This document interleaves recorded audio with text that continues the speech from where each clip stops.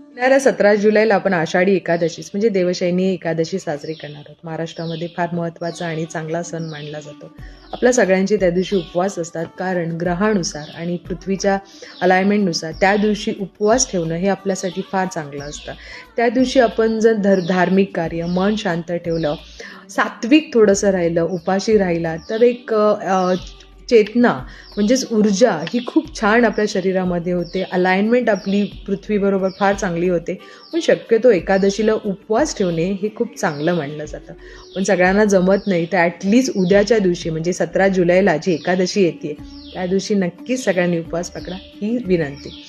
त्याचबरोबर आता आपल्याला नेमकं काय करायचं आहे, तर ज्योतिषशास्त्रानुसार आपल्याला जर काही उपाय करायला मिळाले तर आपण फार चांगल्या मुहूर्त व चांगल्या गोष्टी आपल्या आयुष्यात होऊ शकतात.